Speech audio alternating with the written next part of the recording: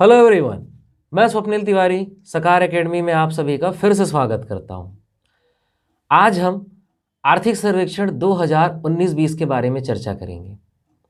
यह वीडियो मैंने आपके क्विक रिवीजन के लिए तैयार किया है। क्विक रिवीजन कहने से तात्पर्य यह है कि यह वीडियो पूर्णतः MCQ अर्थात मल्टीपल चॉइस क्वेश्चंस के आधार पर रहेगा।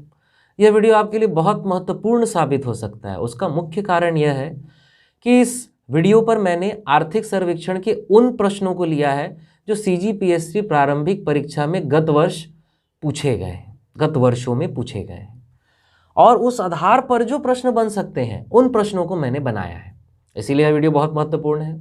इसके साथ ही हम इस वीडियो के अंतर्गत उन पहलुओं पर भी चर्चा करेंगे जिसके कारण एग्जाम में गलतियां होती है। हम आर्थिक सर्वेक्षण का डेटा जानते तो हैं पर एग्जाम में गलती करके आ जाते हैं, जैसे कि यह कृषि क्षेत्र के बारे में पूछा गया है या प्राथमिक क्षेत्र, उद्योग क्षेत्र के बारे में पूछा गया है या द्वितीयक क्षेत्र। जी हाँ, यह अलग होते हैं, उद्योग क्षेत्र और द्वितीयक क्षेत्र। यह स्थिर मूल्य का आंकड़ा है या प्रचलित मूल्य का, और किस समय कौन सा लेना है, इन पहलुओं पर हम चर्चा करेंगे। तो इसीलिए यह वीडियो आपके लिए बहुत ही महत्वपूर्ण है।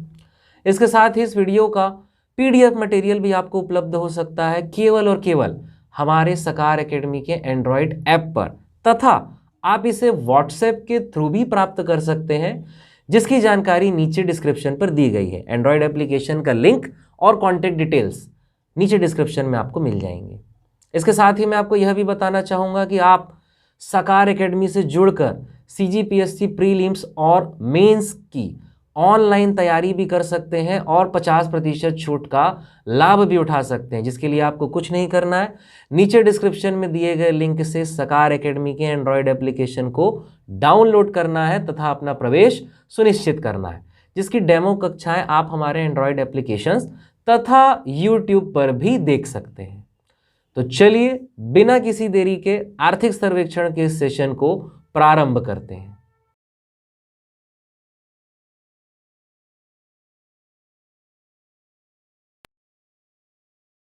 चलिए चैप्टर 4 संस्थागत वित्त एवं नियोजन, इसके बारे में देखते हैं। इसके पहले हमने चैप्टर 1 में राजकीय आय अर्थात GDP से संबंधित 40 प्रश्न पर 2 वीडियोस देखे हैं। उसके बाद हमने चैप्टर 2 मूल्य एवं सार्वजनिक वितरण प्रणाली तथा लोक वित्त अर्थात राजस्व से संबंधित 7 और 7 14 प्रश्न हम देख चुके हैं। यह ऐसे प्रश्न थे जो CGPSC प्रारंभिक परीक्षा में पहले आर्थिक सर्वेक्षण से पूछे जा चुके हैं और उस आधार पर बने हुए क्वेश्चन थे। तो यह बहुत ही महत्वपूर्ण प्रश्न रहा है। यदि आप ये 3 वीडियो अभी तक नहीं देखे हैं तो आप हमारे इस YouTube चैनल पर भी देख सकते हैं या हमारे सकार एकेडमी के एंड्रॉयड एप्लीकेशन पर भी इस वीडियो की सारी श्रृंखलाओं को देख सकते हैं। ठीक है, इस वीडियो से संबंधित PDF मटेरियल भी आप प्राप्त कर सकते हैं जो हमारे संस्थान के WhatsApp के थ्रू या आपको हमारे एंड्रॉयड एप्लीकेशन के द्वारा भी मिल सकता है। ठीक है, तो चलिए शुरू करते हैं। चैप्टर 4 संस्थागत वित्त एवं नियोजन आर्थिक सर्वेक्षण के अनुसार देखिए CGPSC प्रीलिम्स 2016 में पूछा गया प्रश्न है क्या कि 28 अगस्त 2014 को प्रारंभ की गई। इतना लंबा नहीं पूछा था, उसमें सिंपल पूछा गया था कि प्रधानमंत्री जन धन योजना के अंतर्गत कोई एक डेट था। अब 2016 में पूछा था तो उस हिसाब से एक डेट होगा भाई। यहाँ तो क्या हमने लिख दिया 19-20 में 29/5/2019 की स्थिति में, ऐसा हमने डेट लिख दिया है। क्यों? क्योंकि हम चाहते हैं कि आपकी इस CGPSC प्रीलिम्स के एग्जाम की तैयारी हो, इसीलिए यह प्रश्न तो पुराने पैटर्न का ही है पर आंकड़े नए हैं। ठीक है, हर वीडियो में मुझे समझाना पड़ता है। ठीक है, खैर, तो मैंने यहाँ पे एक फैक्ट और कवर कर दिया कि यह प्रधानमंत्री जन धन योजना प्रारंभ कब हुई है। ठीक है, तो यह कब प्रारंभ हुई है? 28 अगस्त 2014 से प्रारंभ हुई है। ये एक फैक्ट याद रखेंगे। अब प्रश्न में आते हैं। 28 अगस्त 2014 को प्रारंभ की गई प्रधानमंत्री जन धन योजना के अंतर्गत छत्तीसगढ़ में वर्ष 19-20 में 29/5/2019 ये स्पेसिफिक डेट क्यों है? क्योंकि इस स्पेसिफिक डेट से ही एग्जाम में क्वेश्चन आया था। यह CGPSC प्रीलिम्स में तो आया ही है, यह CG व्यापम का भी क्वेश्चन रहा है। और ये स्पेसिफिक डेट इसलिए क्योंकि आर्थिक सर्वेक्षण में यह मेंशन है, तो डेट आप रट सकते हो। 29 मई 2019 की स्थिति में जन है ये। ठीक है, मैनेज कर लीजिए। जन धन खातों की संख्या क्या है? ठीक है, तो जन धन खातों की संख्या क्या है? लीजिए खुश, जनधन खातों की संख्या क्या है? तो यह बिल्कुल देखिए आपको रटना पड़ेगा कि जनधन खातों की संख्या क्या है। तो जनधन खातों की संख्या रहेगी, हटाते हैं इसे, 1,40,93,072। और ये सारे ऑप्शन में नहीं पढ़ूंगा, मैं सीधा आपको आंसर बता रहा हूं। इसका आंसर है ऑप्शन नंबर ए, 1,40,93,072। आसानी से याद रखिए, पार्ट पार्ट में 14,093072, 14 आखिरी में क्या है, 7 2 है, और 7 दूनी क्या होता है, 14, तो शुरू में 14 रखना है। अब कितना भी बड़ा डेटा देगा, मेरे ख्याल से शुरू के दो और आखिरी के 2 में ही कंफ्यूजन करेगा। जैसे देखिए ऑप्शन भी मैंने बनाया है, शुरू के देखिए 3 नंबर देखिए, शुरू के ये 3 देखिए, शुरू के ये 3 देखिए, एग्जाम में भी कंफ्यूज यही करेगा। तो आप बिल्कुल याद रखिए कि आखिरी में क्या है, 7 दूनी, और शुरू में क्या है, 14। याद रहेगा, 7 2 14। ऐसा दिख रहा है कि नहीं भाई? ऐसा लिंक कर सकते हैं ना, और लिंक हो भी रहा है, मैथमेटिकली बिल्कुल सही है कि भैया 2 सत्ते या 7 दूनी जो बोल लो, शुरू में 14। तो शुरू के 2 नंबर 14 और आखिरी के 2 नंबर 7 दूनी, ये आपको याद हो गया। इतने में ही आप क्लिक कर लेंगे वहाँ पे, इतने में ही ना, मेरी गारंटी है क्लिक कर लेंगे। अब बीच में याद रखना है 0930। अगर रट लेते हैं तो बहुत अच्छी बात है, 0930। अगर नहीं रट पाते हैं तो लिख लिख के रटिए, ठीक है। खैर, तो यह एग्जाम में पूछा गया है, व्यापम में भी पूछा गया था, यह उस दौरान 2-3 बार पूछा गया है। तो इसीलिए आप यह बिल्कुल डेटा तो रट लेंगे कि ये है क्या, 14 093072, इतने जनधन खाते खोले गए, ठीक है। चलिए अगले प्रश्न में आते हैं, प्रश्न संख्या 2। अच्छा, जनधन योजना के बारे में मैं थोड़ा सा डिटेल आपको बता दूं कि यह एक तो जनधन योजना जो है 28 अगस्त 2014 को प्रारंभ की गई है। पहला फैक्ट तो याद रखेंगे। इस जनधन योजना के अंतर्गत यदि 26/1/2015 तक पहली बार खाता खुलवाया गया है, क्या, यदि 26/1/2015 तक पहली बार खाता खुलवाया गया है तो उसे 30,000 रुपये का अतिरिक्त जीवन बीमा और सभी को 1 लाख का दुर्घटना बीमा दिया जा रहा है। क्लियर? 1 लाख का दुर्घटना बीमा तो सभी को दिया जा रहा है, लेकिन अगर 26/1/2015 तक खाता खुलवाया गया है तो 30,000 का जीवन बीमा, अतिरिक्त जीवन बीमा भी दिया जा रहा है, ठीक है। तो जनधन खाता है, यह एक प्रकार का माइक्रो अकाउंट कहलाता है, जिसमें अधिकतम पैसा जमा करने की जो सीमा होती है 50,000 होती है, और अधिकतम ट्रांजैक्शन का लिमिटेशन 10,000 होता है, ठीक है। ये सारी चीज़ें माइक्रो फाइनेंस के अंतर्गत आती है, सूक्ष्म वित्त के अंतर्गत आता है। सूक्ष्म वर्ड, माइक्रो वर्ड कहीं भी आया 50,000 से कम है सोचना है, चाहे खाता हो, चाहे अकाउंट हो, चाहे लोन हो। क्लियर हो रही बात? चलिए प्रश्न संख्या 2 में आते हैं। छत्तीसगढ़ में वर्ष 2019-20 के सकल घरेलू उत्पाद में, अब यहाँ सोच रहे होंगे जीडीपी का क्यों आ गया, अभी हम समझाते हैं। बैंकिंग क्षेत्र का योगदान कितने प्रतिशत अनुमानित है? देखिए, बैंकिंग क्षेत्र सेवा क्षेत्र है, और राजकीय आय से संबंधित हमने सेवा क्षेत्र के अंतर्गत केवल सेवा क्षेत्र को ही देखा है, ठीक है, और किसी को नहीं देखा है। सेवा क्षेत्र में बैंकिंग क्षेत्र बहुत ही महत्वपूर्ण भूमिका निभाता है। भाई इस जानकारी से हम अनभिज्ञ नहीं है, सभी हम जानते हैं बैंकिंग क्षेत्र का क्या रोल है। तो इसीलिए मैंने सोचा कि बैंकिंग क्षेत्र से इंपॉर्टेंट क्वेश्चन हो सकते हैं, ठीक है। तो इसीलिए सेवा क्षेत्र के अंतर्गत बहुत सारी चीज़ें हैं, भंडारण है, रेल सेवा है, यातायात है, होटल है, व्यापार है, वित्तीय सेवा एक लिखा रहता है, वित्तीय सेवा अर्थात यही बैंकिंग, ठीक है, बैंकिंग क्षेत्र अर्थात वित्तीय सेवा। ऐसे बहुत सारे सेवा क्षेत्र के अंतर्गत है उसके विभाग, लेकिन हमें केवल ध्यान देना है किसमें, बैंकिंग क्षेत्र में, ठीक है। तो बैंकिंग क्षेत्र का योगदान कितने प्रतिशत अनुमानित है? तो प्रश्न संख्या 2 का आंसर होगा आपका option number B. Option number B 3.80%। ये 3.80% क्या है? योगदान है ना, वृद्धि दर नहीं है, ठीक है। तो वृद्धि दर क्या है भाई? वृद्धि दर भी है हमारे पास। छत्तीसगढ़ के वर्ष 2019-20 के सकल घरेलू उत्पाद में बैंकिंग क्षेत्र की वृद्धि दर कितने प्रतिशत अनुमानित है? तो यहाँ आपका आंसर होगा ऑप्शन नंबर सी, वृद्धि दर है 5.33%। देखिए यहाँ एक फैक्ट याद रखेंगे कि बैंकिंग क्षेत्र में जो योगदान है योगदान कितना था भैया? 3.80% हम देख चुके हैं, ठीक है, इसके पहले वाले प्रश्न में। और ये प्रश्न संख्या 3 का आंसर तो ऑप्शन सी है, ठीक है। इकोनॉमिक सर्वे में यह एक फैक्ट लिखा हुआ है कि बैंकिंग क्षेत्र का योगदान छत्तीसगढ़ में निरंतर बढ़ रहा है, ठीक है। अगर यह क्वेश्चन आ जाता है तो जैसे कि हमने देखा था कि सेवा क्षेत्र की स्थिति क्या रही है, उतार चढ़ाव की, प्राथमिक क्षेत्र की क्या रहती है, उतार चढ़ाव की, हर जगह की उतार चढ़ाव की रहती है, लेकिन केवल प्रति व्यक्ति आय है वही बढ़ते रहता है लगातार, ठीक है। लेकिन आर्थिक सर्वेक्षण में साफ साफ लिखा हुआ है कि बैंकिंग क्षेत्र का जो योगदान है वह लगातार बढ़ रहा है ना। ये प्रश्न संख्या 2 वाला जो डेटा था 3.80, बैंकिंग क्षेत्र का जो योगदान है वह लगातार बढ़ रहा है, ऐसा एक लाइन लिखा हुआ है। लेकिन यदि आप चार्ट को देखेंगे जो 2011-12 से अभी तक का दिया हुआ है, तो वह जो चार्ट है उसमें बढ़ता हुआ नहीं दिख रहा। तो अगर यह प्रश्न आएगा तो इसे सोच समझ कर टिक करेंगे।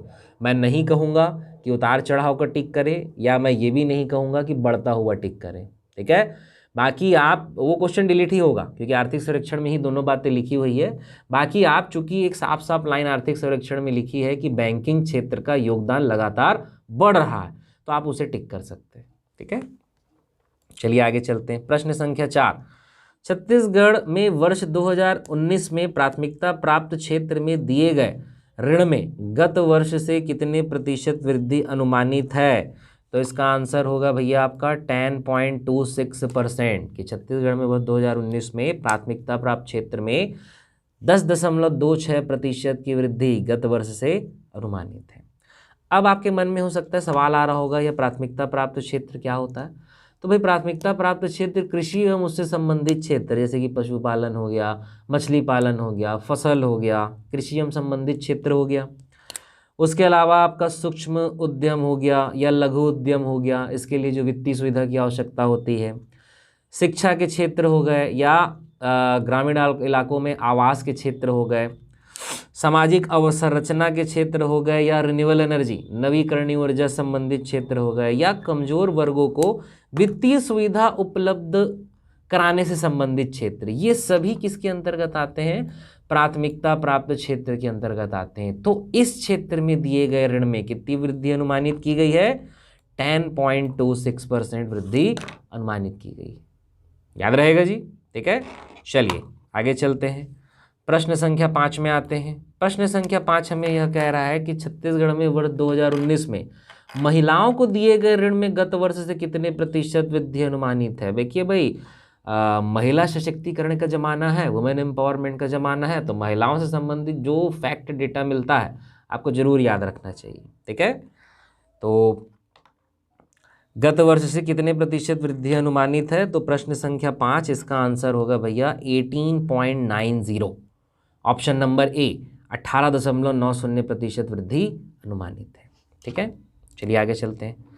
प्रश्न संख्या 6, देखिए यह सीजीपीएससी प्रीलिम्स और व्यापम में यह मुद्रा योजना से संबंधित प्रश्न आ चुके हैं, ठीक है। हमने यहाँ मेंशन नहीं किया है पर आ चुके हैं, ठीक है। तो मैंने यहाँ पे सारे फैक्ट उसके कवर कर दिए हैं कि यह योजना, पहले प्रश्न पढ़ देता हूँ। 8 अप्रैल 2015 से प्रारंभ की गई मुद्रा योजना के संदर्भ में निम्न में से कौन से कथन सत्य है? ठीक है, तो आप पहला फैक्ट तो यह याद रखिए कि यह जो मुद्रा योजना है 8 अप्रैल 2015 से प्रारंभ की गई है। यह मुद्रा योजना कब से प्रारंभ की गई है? 8 अप्रैल 2015 से प्रारंभ की गई है। मुद्रा योजना क्या है? मुद्रा योजना में यह युवाओं को ऋण देने की, युवाओं को व्यापार उपलब्ध कराने या स्वरोजगार, व्यापार उपलब्ध नहीं कहना चाहिए, स्वरोजगार हेतु ऋण सुविधा उपलब्ध कराने के लिए मुद्रा योजना बनाई गई है। ठीक है, तो मुद्रा योजना बिल्कुल याद रखेंगे। मुद्रा योजना का तो फुल फॉर्म याद रखेंगे। मुद्रा योजना का फुल फॉर्म होता है माइक्रो यूनिट मुद्रा, micro unit development and refinance agency.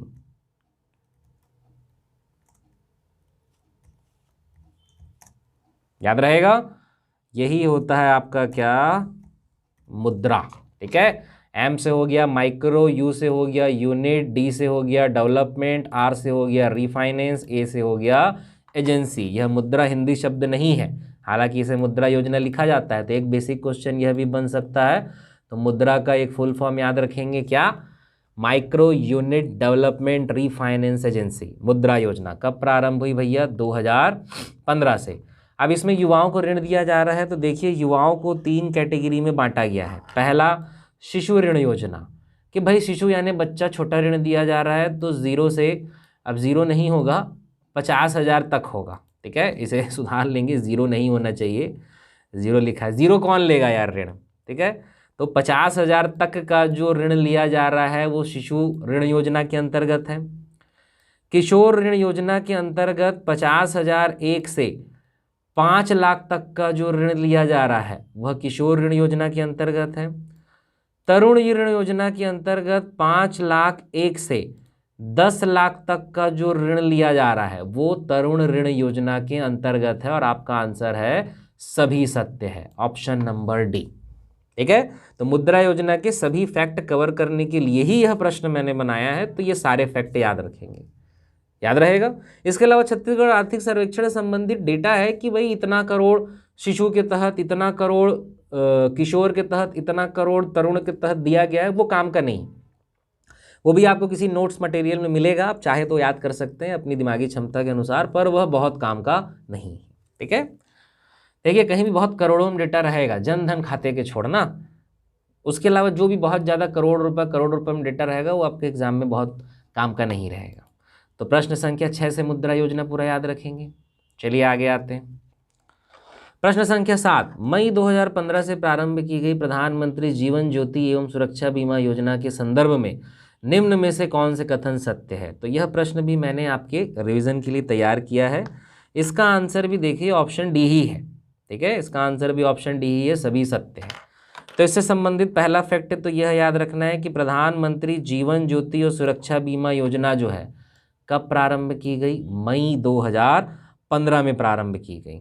ठीक है, इसमें जो लाभार्थी है उसकी उम्र, यानी कि जो इस प्लान को लेने वाले रहेंगे उनकी उम्र 18 से 50 वर्ष होनी चाहिए। किशोर न्यूनतम, सॉरी किशोर वर्ड यहाँ पे नहीं आएगा, न्यूनतम वार्षिक किस्त जो है वह 330 रुपये है। इसके अंतर्गत न्यूनतम वार्षिक किस्त जो है वह क्या है? 330 रुपये है। ठीक है, 2 लाख रुपए तक का जीवन बीमा, 2 लाख रुपए तक का जीवन जो बीमा है, 2 लाख रुपए तक का जो जीवन बीमा है उसकी सुविधा है। 2 लाख रुपए तक के जीवन बीमा की सुविधा है और सभी कथन सत्य है। ठीक है, तो यह याद रखेंगे आपका प्रधानमंत्री जो जीवन ज्योति योजना है। ठीक है, इसे भी मैनेज कर लेंगे भैया, प्रारंभ लिखा गया है, चलिए सुधार ही देते हैं आपके लिए, काहे मैनेज करेंगे आप। ठीक है, तो ये प्रारंभ हो गया। तो मई 2015 से प्रारंभ की गई प्रधानमंत्री जीवन ज्योति एवं सुरक्षा बीमा योजना के संदर्भ में निम्न में से कौन से कथन सत्य है? सभी सत्य है। पहला इसका कंडीशन है लाभार्थी की उम्र 18 से 50 वर्ष होना चाहिए, न्यूनतम वार्षिक किस्त 330 रुपये है, 2 लाख रुपए तक का जीवन बीमा सुविधा इसमें दी गई है। ठीक है, सभी कथन सत्य है, ऑप्शन नंबर डी। इसके अलावा एक फैक्ट और भी याद रखेंगे कि 12 रुपये, देखिए यह 2 योजना है, एक जीवन ज्योति योजना है और एक सुरक्षा बीमा योजना है, आपको दिख रहा होगा। तो ये जो जानकारियां लिखी हुई है ऑप्शन ए से लेके ऑप्शन सी तक, ये जीवन ज्योति के बारे में, इस योजना का नाम एक साथ ही लिया जाता है लेकिन ये किसके बारे में? जीवन ज्योति के बारे में। लेकिन इसमें 12 रुपये का अतिरिक्त प्रीमियम देने से सुरक्षा बीमा भी आपको मिल जाती है। सुरक्षा बीमा क्या है? 12 रुपये का अतिरिक्त प्रीमियम देने से यदि आपको किसी दुर्घटना में आंशिक स्थायी विकलांगता हो जाती है तो 1 लाख रुपए का आपको अतिरिक्त कवर दिया जाएगा। कब? जब 12 रुपये का अतिरिक्त प्रीमियम भुगतान करते हैं तो। याद रहेगा क्या? कि यदि किसी दुर्घटना में आपको आंशिक स्थायी विकलांगता हो जाती है, स्थायी विकलांगता ना, परमानेंट डिसेबल यदि आप हो जाते हैं, तो 1 लाख रुपए का अतिरिक्त कवर इसमें उपलब्ध है। कब? जब 12 रुपये का अतिरिक्त भुगतान प्रीमियम का करते हैं तो यह है आपका सुरक्षा बीमा योजना। तो यह दोनों योजनाएं साथ में ही दी जाती है। हर कोई 12 रुपये एक्स्ट्रा दे के ले लेता है यार, तो इसीलिए इन योजनाओं को साथ में कहा जाता है। चलिए अगले में आते हैं, यहाँ ऑप्शन डी आंसर रहेगा। अब प्रश्न संख्या 8 में आते हैं, ठीक है। यह CGPSC प्रीलिम्स 2017 का क्वेश्चन रहा है, ठीक है, और इसे बिल्कुल रट लेना है। क्या छत्तीसगढ़ में शून्य ब्याज पर कृषि ऋण किसानों को किस वर्ष से दिया जा रहा है? तो प्रश्न संख्या 8 का आंसर है ऑप्शन नंबर ए कि छत्तीसगढ़ में शून्य ब्याज पर कृषि ऋण किसानों को 1 अप्रैल 2014 से दिया जा रहा है, ठीक है। तो सीधा फैक्ट है, इसे आपको रटना है। प्रश्न संख्या 9, छत्तीसगढ़ में वर्ष 2019-20 में कुल कितने KCC अर्थात किसान क्रेडिट कार्ड जारी किए गए हैं? तो भैया किसान क्रेडिट कार्ड जारी किए गए हैं कुल अभी तक 10,80,000, 10.80 लाख, ठीक है, 10.80 लैक्स, ठीक है। तो यह वित्तीय वर्ष जो आपका आर्थिक सर्वेक्षण 19-20 है उसके अकॉर्डिंग डेटा है कि कुल 10.80 लाख KCC किसान क्रेडिट कार्ड जारी किए गए हैं, ठीक है। अब KCC से रिलेटेड थोड़ा सा जानकारी हम जान लेते हैं। पहला ये है कि भाई जो यह KCC है, किसान क्रेडिट कार्ड है, यह किसान क्रेडिट कार्ड जो है कब लागू हुआ है? यह किसान क्रेडिट कार्ड जो है 1998 से लागू हुआ है। यह किसान क्रेडिट कार्ड कब लागू हुआ है भैया? 1998, 1998 से इंडियन बैंक के द्वारा लागू किया गया है। 1998 में इंडियन बैंक के द्वारा लागू किया गया था। यह क्रेडिट कार्ड योजना जो थी, किसान क्रेडिट कार्ड योजना, सबसे पहले किसके द्वारा लागू की गई? इंडियन बैंक के द्वारा 1998 में लागू की गई। इसके बाद जो है नाबार्ड ने इस मॉडल स्कीम को अपना लिया और यह RBI के द्वारा सभी बैंकों के लिए लागू कर दी गई, ठीक है। इसके बाद नाबार्ड ने, भाई नाबार्ड हम जानते हैं national bank for agriculture and rural development, 1982 में इसका गठन हुआ। 1982 में यह नाबार्ड जो है क्षेत्रीय ग्रामीण बैंक एवं कृषि क्षेत्रों में क्षेत्रीय ग्रामीण बैंकों को रेगुलेट करने तथा ग्रामीण एवं कृषि क्षेत्रों में विकास के लिए बनाया गया है, ठीक है।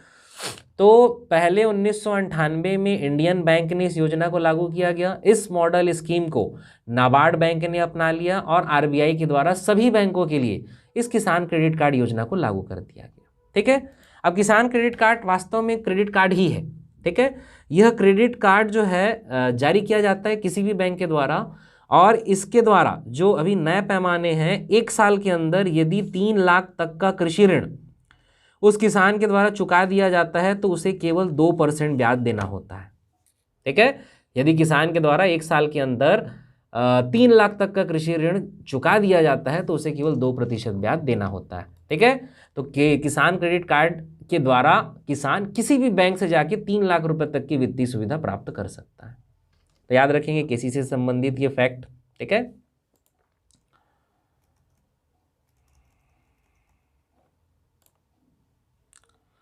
प्रश्न संख्या 10 में आते हैं। छत्तीसगढ़ में 17 दिसंबर 2018 को प्रारंभ हुई ऋण माफी योजना के अंतर्गत कितने किसान लाभान्वित हुए हैं? देखिए यह डेटा आर्थिक सर्वेक्षण के अकॉर्डिंग है ना, तो इसको करंट से लिंक नहीं करेंगे, ठीक है।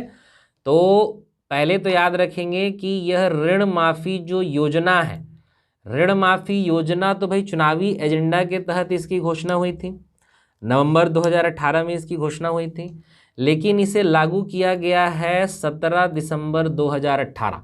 ये डेट बिल्कुल रट लेंगे ना, नए डेटा में है, पुराने आर्थिक सर्वेक्षण से अलग डेटा है ये, इसीलिए इसका आने का चांस ज़्यादा है। तो 17 दिसंबर 2018 को ऋण माफी योजना लागू की गई थी, ठीक है। और 30 नवंबर इसका कंडीशन था कि 30 नवंबर 2018 तक लिए गए अल्पकालिक कृषि ऋण को ही माफ किया जाएगा। क्या?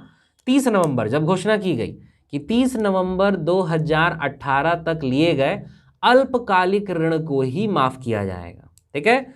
तो इस आर्थिक सर्वेक्षण के अनुसार जितने किसान लाभान्वित हुए हैं उनकी संख्या है 13.46 लाख। याद रहेगा कितने किसान लाभान्वित हुए भैया? 13.46 लाख।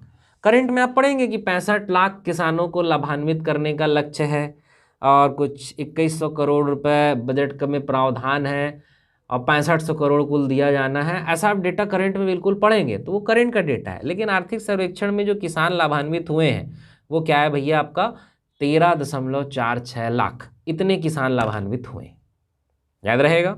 अब जो आर्थिक सर्वेक्षण में है उतना ही हम देखेंगे, इसको करंट से लिंक नहीं करेंगे, ठीक है। अब आते हैं प्रश्न संख्या 11 में। यह इसी अध्याय के अंतर्गत आएगा कि छत्तीसगढ़ में नवीन मक्का प्रसंस्करण केंद्र। देखिए प्रसंस्करण केंद्र केवल एक ही अभी तक आर्थिक सर्वेक्षण में इस अध्याय के अंतर्गत दिया हुआ है, इसीलिए आप इसको याद रखेंगे। तो छत्तीसगढ़ में नवीन मक्का प्रसंस्करण केंद्र कहाँ पर बनना प्रस्तावित है? इसका आंसर है ग्राम कोकोड़ा कोंडागांव। कोपा बेड़ा नहीं ना, कोपा बेड़ा में तो भैया, कोपा बेड़ा क्या है, कोपा बेड़ा जो है आपका नारंगी नदी के तट पर है भैया। कोपा बेड़ा का शिव मंदिर प्रसिद्ध है। और कोपा बेड़ा में क्या है, कोपा बेड़ा में नारियल विकास बोर्ड है, ठीक है। लेकिन मक्का प्रसंस्करण केंद्र है वो कोकोड़ा कोंडागांव में, याद रहेगा। और नीचे के तो जो चंद्रू है, चंद्रू में तो बेमेतरा में 5वां सहकारी शक्कर कारखाना प्रस्तावित है। यदि आपके दिमाग में चंद्रू ग्राम आ रहा होगा तो यहाँ पर 5वां सहकारी शक्कर कारखाना प्रस्तावित है। आसना में देखिए, आसना और तारापुर जो बस्तर है, यहाँ एक तो बॉक्साइट मिलता है, खनिज, पहला चीज तो ये है। दूसरा, आसना में जनजातीय अकादमी बनाई जा रही है। आसना में क्या है भैया, जनजातीय अकादमी, ठीक है, जनजातीय कला एवं संस्कृति अकादमी बनाई जा रही है, ठीक है। तो इसको भी, आसना को आप डेटा एक याद रख सकते हैं, ठीक है। तो इस प्रकार संस्थागत वित्त एवं नियोजन से संबंधित जो महत्वपूर्ण प्रश्न हो सकते हैं वह यही है, ठीक है। तो याद रखेंगे, यहाँ आंसर कोकोड़ा कोंडागांव है ना, ऑप्शन नंबर ए, ठीक। तो इस प्रकार संस्थागत वित्त एवं नियोजन को मैं समाप्त करता हूँ। अगले वीडियो में हम मिलेंगे अगले चैप्टर के साथ, ठीक है। तब तक इसे अच्छे से, मेरे ख्याल से आपका रिवीजन अच्छे से हो रहा होगा। यदि यह वीडियो आपको पसंद आया है तो बिल्कुल इसे लाइक करें, शेयर करें और हमारे यूट्यूब चैनल को सब्सक्राइब करें, ठीक है। अपना रिव्यू आप हमें कमेंट पर बता सकते हैं, ठीक। इसे बढ़िया से रिवाइज करें, मेहनत करें, सीजीपीएससी प्रारंभिक परीक्षा की अच्छे से तैयारी करें और सबसे महत्वपूर्ण बात, घर पे रहें, स्वस्थ रहें और सुरक्षित रहें। Thank you.